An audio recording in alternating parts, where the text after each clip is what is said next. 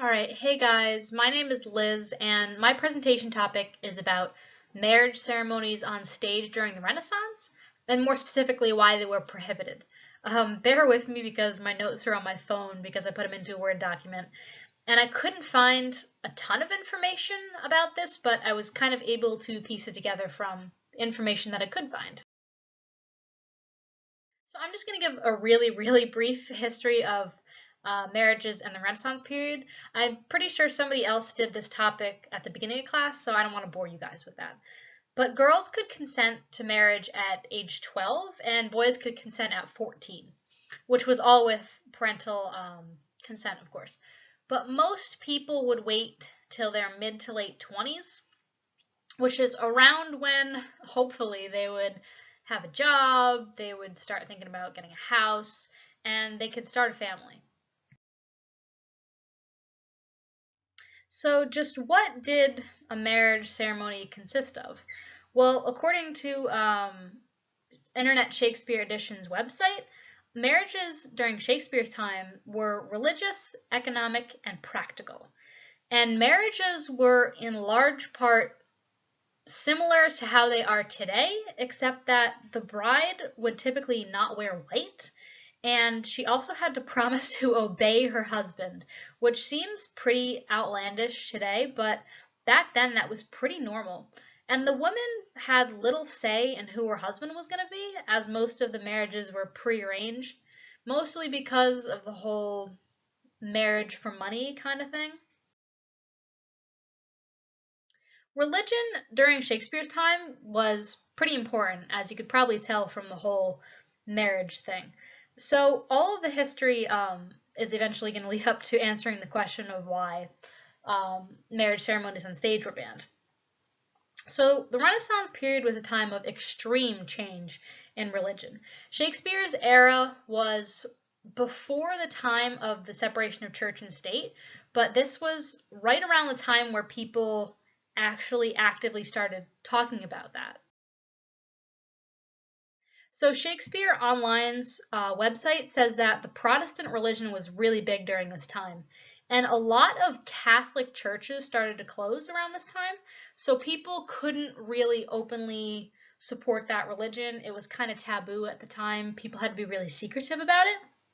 On Humanist UK's website states that the Renaissance period paved the way for the kind of break with the Roman Catholic Church, and that it began the process of separation between religious and state matters.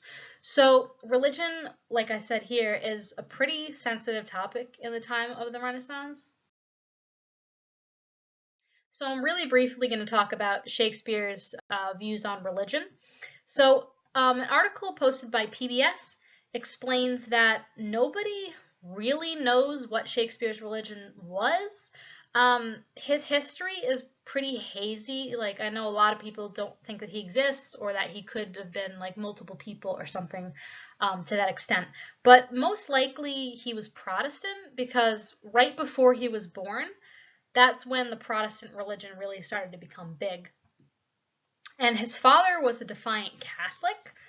So, but the short answer is that he most likely was Protestant. Now, in Shakespeare's plays, usually he would not talk about religion, although there's an article about life in the Renaissance which says Shakespeare does in Twelfth Night poke fun at the growing Puritan movement in England. So he kind of mentions some religious undertones in his plays. We can kind of see this in The Merchant of Venice with the depiction of how Jewish people were being treated, but most of his plays were economical rather than religious. And finally, with all of that history out of the way, we can piece together why marriage was banned on stage. Now, like I said before, I couldn't find a ton of information about this, but I found a couple definitive things which hopefully will help you gain a better understanding of this. So I know this isn't the most credible source in the world, but there's a Wikipedia article about marriage in England and its history, and it's quoted with saying it was required that banns, which is when you recite your intent to marry 3 times, or marriage licenses must be obtained.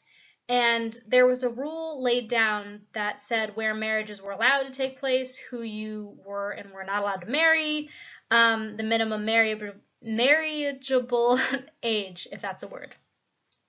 So the only real definitive piece of information I found about this specific topic is in an article posted by the Oxford University Press's blog, which states the marriage ceremonies in Shakespeare's plays are inevitably offstage affairs, given the London authorities' annoyance with the perceived blasphemies conducted in theaters. Staging any religious ceremony in a public playhouse would have been an invitation for trouble. So blasphemy is when you speak out badly against something sacred. In this case, it would be religion or God. And we already know from previous slides that this was a pretty sensitive topic. So I found a book which was titled Shakespeare, Law, and Marriage, and it was discussing solemnization, and it's okay if you're as lost as I am because I had to look it up too. But solemnization is a public display of a sacred ceremony. In this case, it would be a religious ceremony, which would be marriage. So in this book, it's described that the solemnization of a marriage must not denounce the prayer book, and failing to do so was punishable by life in prison.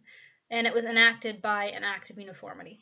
So the short answer to why stage marriages were banned is because there was actually a law preventing it. And if plays still wanted to depict marriage, it had to be in secret or else they would get life in prison. So it was mainly a religious issue.